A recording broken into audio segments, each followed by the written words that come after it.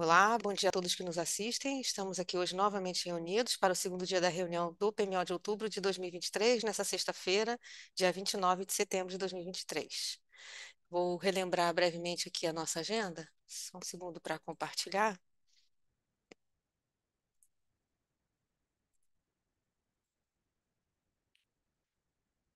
Então, vamos abrir aqui o segundo dia com a previsão de afluências de curto prazo, dos meses de setembro e outubro de 2023. Em seguida, teremos a apresentação dos resultados do PMO de outubro. Após a realização das apresentações, teremos um intervalo para envio de perguntas e logo após faremos o encerramento dos trabalhos do PMO de outubro de 2023. Então, hoje o dia tem uma agenda mais curta, né? Faremos as respostas às perguntas após as duas apresentações, então. Então, para começar, eu vou chamar o Carlo para fazer a apresentação da previsão de afluência de curto prazo. Bom dia, Carlo. Bom dia, Dani. Bom dia a todos que nos assistem. Iniciar então aqui o compartilhamento.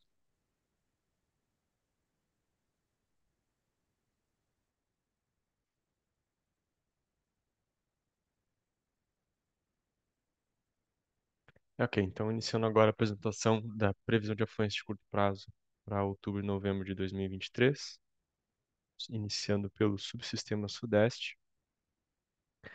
Então, aqui apresentamos a evolução das condições previstas durante o mês de setembro, com a primeira condição prevista então no PMO, indicando afluências em torno de 85% da média.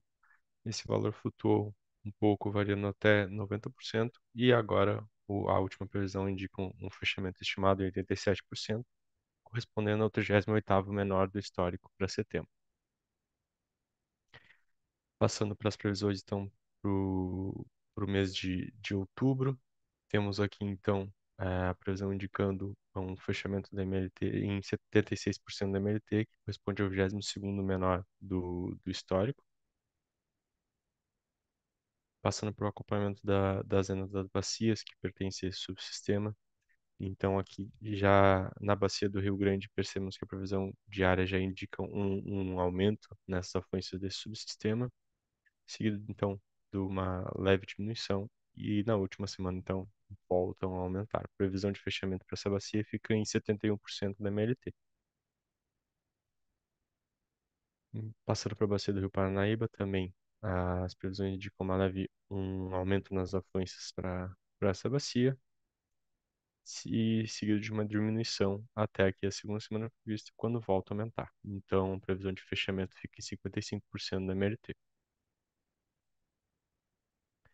Então, aqui na bacia do Rio Tietê, vemos a grande flutuação nas vazões, com o maior pico sendo atingido então na segunda semana prevista. Após isso, as vazões diminuem e aumentam então na última semana aqui. Previsão de fechamento para essa bacia em 92% da MLT. Aqui no Rio Paranapanema, diferente das demais, a gente já vê uma previsão de aumento bastante significativa, com a previsão diária ainda não tendo atingido seu pico, a maior média semanal ficando então aqui na terceira semana prevista, e a média de fechamento para essa bacia fica em 93% da MLT. E aqui no Rio Paraná também a previsão diária ainda não apresentou aqui nesse gráfico o pico das vazões. A maior média semanal aqui é até a terceira semana, ficando aqui pouco acima aí dos 9.000 metros cúbicos por segundo, desculpa, megawatt médio, e a maior média então aqui na última semana prevista. Previsão de fechamento para a bacia ficando em 85% da MLT. Seguindo para o subsistema sul, começando pelas previsões de vazões para o mês de setembro, uma grande variação entre as condições previstas em cada um dos estudos. Então, com o PMO, primeira previsão feita em 121, a maior foi constatada aqui na revisão 2 desse mesmo PMO, e o fechamento estimado agora em 141% da MLT, correspondendo ao 23º maior do histórico para setembro. Seguindo, Passando então para as previsões para outubro, vemos então um grande aumento com um pico de afluências aqui na segunda semana. O fechamento para esse mês fica em 188% da MLT, correspondendo ao 11º maior histórico para outubro. Então, aqui no acompanhamento das afluências para a bacia do Rio Iguaçu, uma grande elevação nas afluências nesse subsistema. Então, aqui, como havia comentado, na segunda semana prevista, a gente tem a maior vazão constatada durante o mês e o fechamento previsto para ficar em 165% da MLT. De forma semelhante, então, no Uruguai, a segunda semana, vemos um grande aumento aqui nas vazões, atingindo então o pico com as vazões mais elevadas aqui para esse mês, e a previsão de fechamento da bacia do Rio Uruguai fica em 213% da MLT. Indo agora para o subsistema Nordeste, previsões então para setembro, com uma variação relativamente pequena, então de 66% aqui na Reg 4 até no máximo 79% na Reg 2, e o fechamento estimado agora fica em 69% da MLT, sendo esse então o 16º menor do histórico para setembro. Então aqui na previsão para o mês de outubro, o subsistema Nordeste, a tendência de diminuição nessas afluências, aí a partir da terceira semana prevista um pouco mais de estabilidade. O fechamento previsto para o mês fica em 50% da MLT, corresponde ao 10º menor do histórico para outubro. Então aqui vemos o acompanhamento das zenas da bacia do Rio São Francisco, há uma leve diminuição nas afluências, seguida de um patamar um pouco mais estável, previsão de fechamento em 50% da MLT.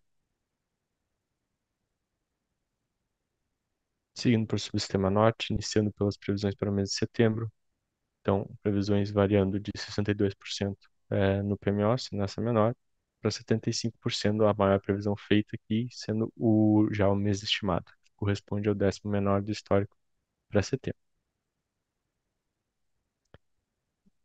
Com relação ao mês de outubro, então, nos previsões de um leve aumento aqui já na primeira semana prevista, de diminuição e um novo aumento nas afluências. Previsão de fechamento em 59% da MLT, correspondendo ao 6º menor histórico para outubro. E vemos então a previsão das zenas aqui para o Tocantins, com um aumento então nas afluências no início da próxima semana operativa, seguido de redução e novo aumento aí a partir da quarta semana prevista. Previsão de fechamento para o Tocantins em 56% da MLT. Com relação ao SIM, então aqui trazemos o mapa das bacias que pertencem ao sistema, com a previsão mensal para o mês de outubro. Então, aqui as bacias que ficam mais ao norte do Brasil, com previsões abaixo de 80%, com exceção de algumas aqui no subsistema norte. E um destaque, então, para o subsistema sul, com previsões acima de 120% aqui nas bacias do Rio Uruguai, Jacuí e Iguaçu. Já para algumas bacias aqui do subsistema sudeste, previsões estão variando entre 80% e 120% da MLT. Então, nesse slide apresentamos a evolução de cada semana para o mês de outubro. Então, aqui com um destaque para o subsistema sul, que em todo o mês apresentaram, foram previstas afluências acima da MLT, um grande destaque então para a segunda semana, que atinge um patamar acima de 300% da MLT. Já os demais subsistemas, as previsões indicam condições abaixo da MLT, o subsistema sudeste variando então entre 60%, um aumento ao longo do mês até 80%, o subsistema norte saindo de 69% e diminuindo até 52% na última semana, e o subsistema nordeste também com uma leve diminuição, caindo de 54% para 50%, 48%, mantendo esse patamar e fechando em 40% na última semana. Então, entrando agora nos cenários de vazões, utilizando então um modelo GVASP, foram, a partir da previsão mensal para o mês de outubro, foram gerados cenários de afluências para o mês de novembro, considerando 50 mil ruídos, que foram agregados em 228 aberturas.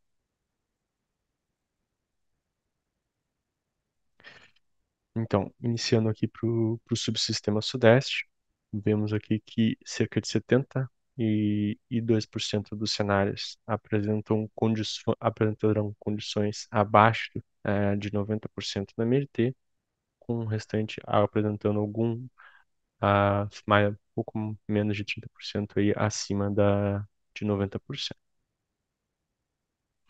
Então, para o subsistema Sul, uma boa parte dos cenários, aqui cerca de 57% dos cenários aqui indicando condições bastante favoráveis, aí então acima de 130% da MLT, e ainda outros cerca de pouco 30% aí acima de 90% da MLT. Então, no subsistema Nordeste, a maioria dos cenários indicando condições abaixo de 70% da MLT. Então, temos aí cerca de 73% dos cenários entre essa faixa de 70 até 50. Abaixo de 50, perdão. Aqui para o subsistema Norte, também vemos uma concentração de cenários indicando que as condições para novembro também ficariam inferiores a 90% da MLT. Então, com isso, eu encerro a apresentação. Dani, devolvo a palavra para você e fico à disposição para qualquer questionamento. Muito obrigada pela apresentação, Carlos. Desculpa. Então, agora vamos dar início à apresentação dos resultados do PMO de outubro de 2023 e quem vai nos ajudar nessa tarefa é o João Pedro. Bom dia, João. Bom dia, Dani. Vou compartilhar minha tela aqui, bastante. Vamos lá? Acredito que vocês já estejam vendo. Sim, tá ok. Bom dia a todos e todas. Hoje apresento os resultados do modelo Decomp para o PMA de outubro de 2023. Aqui trago a agenda da apresentação, que começa brevemente pelos dados de entrada, com os valores de ENA e de carga. Em seguida passa para os resultados com os valores de CMO, armazenamento, despacho térmico, comando de despacho antecipada para as usinas AGNL e terminando com as informações adicionais da gerência de programação mensal para esse PMO. Começa apresentando os dados de entrada de ENA e carga utilizados como insumos do PMO de outubro. Como o Carlos apresentou agora há pouco, nós temos aqui para referência os valores de ENA utilizados no estudo na parte superior do slide. Também para referência nós trazemos na parte inferior os valores da previsão de carga apresentados ontem para cada semana do estudo e também para o primeiro mês com quase 77,5 gigawatts médios de carga para o SIM, representando uma variação de 6,2% em relação a outubro do ano passado. Passando para os resultados do estudo, eu começo aqui com o CMO e armazenamento. Então, começo apresentando os CMOs aqui na esquerda. Como visto nos últimos meses, nós temos CMOs nulos e equalizados em todos os 4 subsistemas, para todos os patamares de carga e para todo o horizonte de estudo também. Na parte superior da direita, nós temos o armazenamento dos subsistemas ao longo de todos os estágios. E conforme apresentado ontem, o SIM parte de 72% de energia armazenada, segundo dados de níveis de partida declarados pelos agentes. E o Decomp nos mostra que temos a expectativa de chegar a 67,1% de armazenamento ao final de outubro. Logo abaixo, nós temos os limites de intercâmbio atingidos no estudo. E para essa primeira semana, nós observamos o atingimento do FNEM, no limite conjuntural do patamar de carga leve, e o do FNS na carga média. Agora nós trazemos os resultados do despacho térmico e do comando antecipado de usinas AGNL. Começando pelo despacho térmico, comandado pelo modelo Decomp, que se dá integralmente por inflexibilidade declarada pelos agentes, sem despacho por restrição elétrica, ou por ordem de mérito, como mostra a tabela do gráfico para a primeira semana. Aliás, para todas as semanas, né? Para o SIM, nós temos um despacho previsto de 3.321 megawatts médios para a primeira semana operativa, distribuído entre as regiões da seguinte forma: 1.094 para o Sudeste e Centro-Oeste, 784 para o Sul, 4 para a região Nordeste e 1.439 megawatts médios para o Norte. Para as demais semanas, os valores de geração térmica por inflexibilidade se encontram na tabela à direita em cima, ressaltando que esses valores apresentados de despacho, comandado pelo Decomp, são apenas indicativos, porque o despacho por ordem de mérito é comandado pelo modelo D100 na etapa de programação diária. Agora nós trazemos a expectativa de despacho térmico para os 2 meses, de outubro e novembro, em atendimento à portaria normativa 62 do MME. Nos gráficos desse slide, as linhas indicam o despacho térmico para os estágios determinísticos do estudo. E para o segundo mês, de novembro de 23, nós modelamos um estágio estocástico em que nós trabalhamos com cenários. Assim, nós trazemos a distribuição de despachos térmicos dados pelos decomp por meio dos gráficos de box plot. Conforme mencionado, nós temos para o PME de outubro apenas o despacho térmico por inflexibilidade declarada pelos agentes, e com isso, para todos os estágios semanais, eles se dão por inflexibilidade, conforme apresentado ontem, né, e respeitam as declarações dos agentes. Para o segundo mês, nós temos apenas um único resultado, visto que nós não tivemos outro tipo de titulação de despacho, então continua sendo por inflexibilidade também. Para o Sudeste, nós temos um despacho esperado para o segundo mês de 2029, megawatts médios. Para o Sul, 648 megawatts médios. Para o Nordeste, 352 megawatts médios. Para o Norte, 1.148 megawatts médios. Com isso, para o Sim, para o segundo mês, nós temos a expectativa de 4.178 megawatts médios. Ainda com relação ao despacho térmico, nós temos as usinas AGNL, que devem ser comandadas com antecedência de 2 meses. Então, para esse PME de outubro, nós estamos indicando o despacho ou não para a semana compreendida entre os dias 2 de dezembro e 8 de dezembro, pelo modelo Decomp. E para isso, nós calculamos o benefício marginal do despacho, para esse horizonte de 2 meses à frente, e assim não foi observada a indicação de despacho antecipado para área de mérito de custo para as usinas AGNL Santa Cruz, Luiz R. Melo e Porto Sergipe, visto que o benefício de GNL foi nulo e inferior ao CVU para todas essas usinas, como mostra a tabela aqui do slide. Por fim, a gente termina trazendo para referência também as usinas que foram despachadas por inflexibilidade declarada pelos agentes para a primeira semana. Então, por subsistema, né, principalmente aqui Sudeste Centro-Oeste, Sul na parte inferior, Nordeste e região Norte. Todas essas tabelas elas são publicadas nos nossos relatórios emitidos ao longo do dia e ficam aqui para referência posterior. Para fechar a apresentação, nós trazemos algumas informações adicionais. Primeiro, um reforço das datas mostradas na apresentação de ontem, feito pela Diana. Lembrando que às quintas-feiras, sempre, nós fazemos a publicação do deck preliminar, do Decomp no Sintegre, com a divulgação dos resultados oficiais sempre às sextas-feiras. Temos no Sintegre o nosso fórum na área de programação mensal, pode ser acessado aqui do lado esquerdo, por onde nós recebemos as dúvidas e questionamentos sobre o deck preliminar entre as 9 e 12 horas de sexta-feira. A única sessão esse mês vai ser na revisão 2, por conta do feriado de 12 de outubro, em que a gente vai ter a abertura do fórum e a divulgação dos resultados no dia 11 de outubro, que é uma quarta-feira. Na parte inferior do slide, a gente deixa o link para facilitar o acesso ao fórum. Por fim, nós deixamos aqui nossos meios de comunicação oficiais. A gente fica à disposição para contato através do e-mail do PMO, que é pmo@ons.org.br. Dúvidas relacionadas ao envio de insumos para o PMO e revisões, além de pedidos de acesso ao PMO, eles devem ser enviados diretamente para esse e-mail para o nosso rápido atendimento. As demais demandas e dúvidas adicionais, elas podem ser encaminhadas diretamente para a central de atendimento do Sinteg. Assim eu concluo aqui minha apresentação de hoje sobre os resultados do Decomp. Agradeço a todos pela atenção e devolvo a palavra ao Daniel e fico à disposição para responder qualquer dúvida que tenha surgido durante a apresentação. Muito obrigado. Eu que agradeço, João, a apresentação, e já vamos para o nosso intervalo de 5 minutos, onde avaliaremos as dúvidas enviadas no chat da transmissão. Até mais. Olá, bom dia a todos novamente.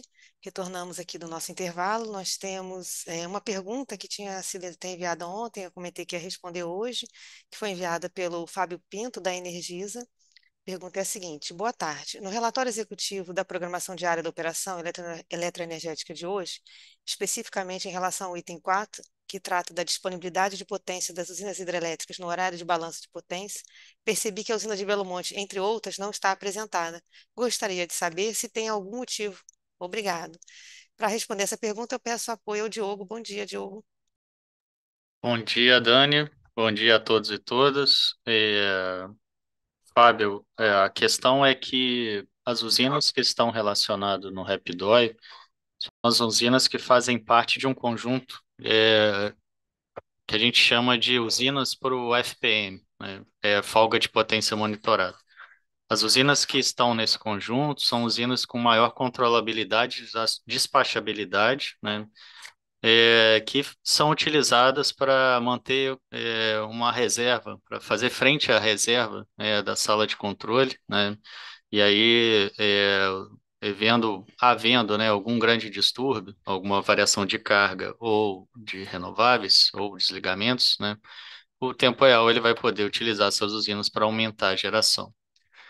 No caso, a usina de Belo Monte é uma usina a fio d'água, né, depende aí muito das suas condições de afluência para manter potência, né?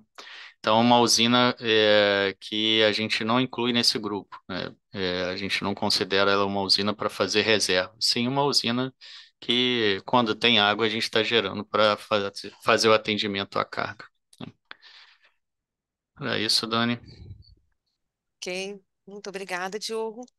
Bom, agora vamos à outra. Nós recebemos aqui mais duas perguntas no chat da transmissão. Eu vou lê-las. A primeira é do Paulo Cesário, da Esfera Energia. Prezados, bom dia. Estou com problema para executar a remoção de viés estendida. Mesmo utilizando os mesmos dados de entrada do ONS, não batem todos os valores. A maioria fica igual, mas nas minhas saídas aparecem alguns valores INF. Vocês observaram algo parecido ou sabem a causa do problema?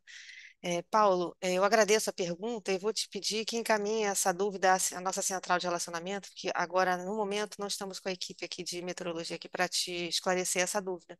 Então, você pode enviar a pergunta e logo em seguida a gente responde para você, pela central, ok? E uma outra questão que nós recebemos aqui do Michael Oliveira, da Aliança. Bom dia, tem expectativa do preço sair do piso novamente na próxima semana? Michael, bom dia.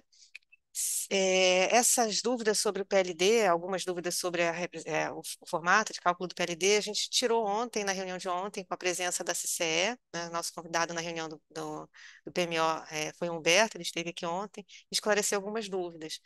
Eu pediria, como hoje ele não está aqui, eu pediria que você encaminhasse diretamente à CCE ou mesmo até assistisse o vídeo da gravação do PMO de ontem, ela vai estar disponível no nosso site, no YouTube, tá bom?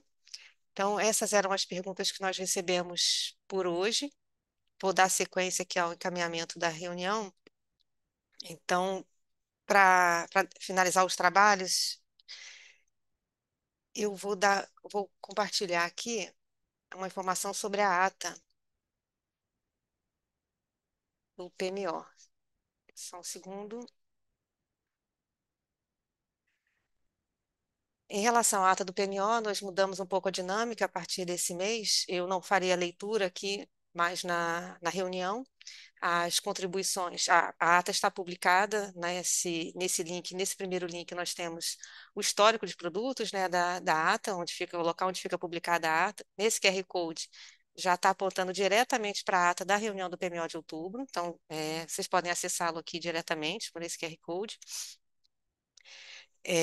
Então, o documento já se encontra à disposição de todos para avaliação e contribuições, que devem ser encaminhados para o e-mail pmo@ons.org.br. Assim, aguardamos aqui até às 11h30. No caso de contribuições, nós faremos os ajustes após as 11h30 e quando então faremos a publicação final da ata.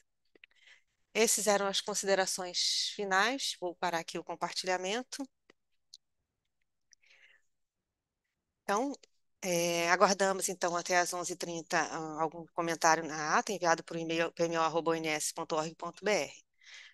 Bom, com esse compartilhamento da ata, eu considero a reunião do PMO de outubro encerrada. Agradeço a participação de todos que ficaram conosco nesses 2 dias, a todas as perguntas que foram enviadas, que engrandeceram bastante a reunião, também as equipes do ONS e a Vox.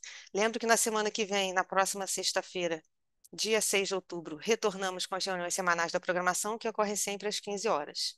Desejo uma boa sexta e um ótimo final de semana a todos.